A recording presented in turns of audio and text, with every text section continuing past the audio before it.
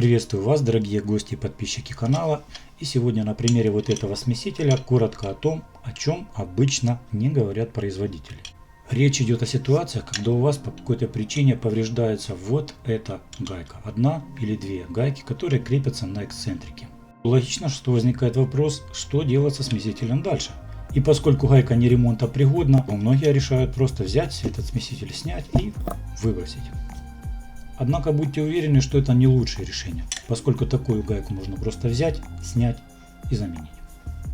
Возможно, вы удивитесь, что эти гайки подлежат замене, поскольку даже некоторые специалисты уверены в том, что гайки несъемные, поскольку запрессованы через вот эту втулку в корпус смесителя и поэтому не подлежат замене. Но на самом деле это не так. Втулка внутри выполнена под шестигранник. И если предположить, что она запрессована в корпус, то тогда возникает вопрос, а зачем тогда шестигранник? Для откручивания втулки я использую вот такой шестигранник. В правую сторону можем не стараться крутить, поскольку резьба здесь левая. Увеличиваем рычаг ключа и после этого выполняем поворот. Как видно, никакой запрессовки здесь нет. Четко видна резьба и здесь, и здесь. А также есть уплотнитель. Точно так же поступаем и с гайкой номер 2.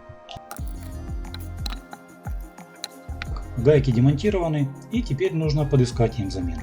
Вопрос: где? И самый простой ответ — это взять и раскурочить любой старый смеситель с вот таким штуцером под шестигранник.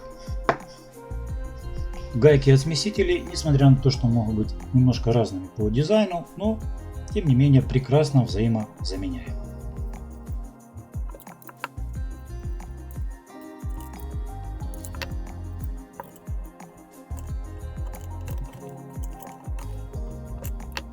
Как видим, обе гайки прекрасно подошли и, кажется, проблема решена. Но возможно вы скажете, что у меня нет такого смесителя, где я могу раздобыть вот такие гайки. На тот случай я предлагаю еще несколько вариантов. Правда, не исключено, что в других случаях такие гайки придется немножко доработать. Для примера я откручу одну гайку и потом продолжу. Первым хорошим вариантом для замены гайки послужит вот такая американка. Но здесь есть нюанс, на него обращу внимание чуть позже. Кроме этого, нам может пригодиться вот такой трехчетвертной фитинг. Гайки на нем тоже как раз подходят под вот эту вставочку. Но, правда, не идеально. О чем идет речь, скоро расскажу. Итак, второй вариант. Ну и третий вариант, где мы можем найти похожую гайку, это взять старый водомер, открутить с него крепежную гайку.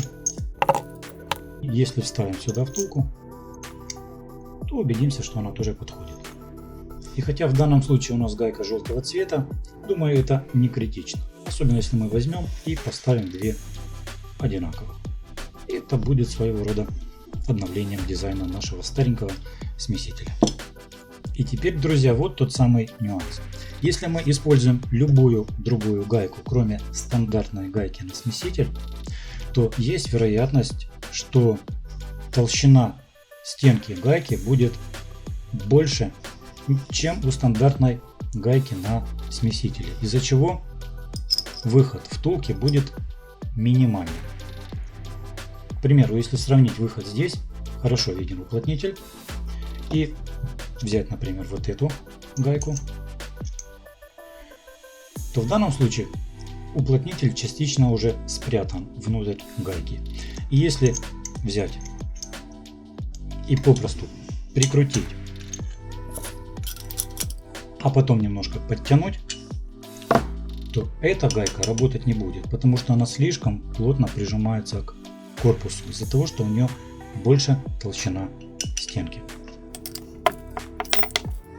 С этими гайками тоже могут возникнуть похожие трудности, хотя-то вот эта гайка подходит достаточно хорошо и проблемы с ее заклиниванием, запиранием не возникают. Здесь выход втулки намного лучше.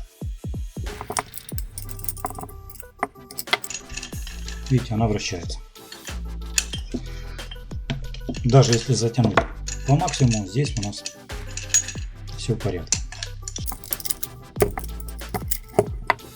А вот в этих двух гайках толщина стенки больше. Поэтому для установки на смеситель им понадобится доработка. Для этой цели я могу использовать наждачку, к примеру, на которой мы просто-напросто берем и стираем вот этот бортик на миллиметр или полтора. Да, это требует немножко терпения и времени, но оно того стоит.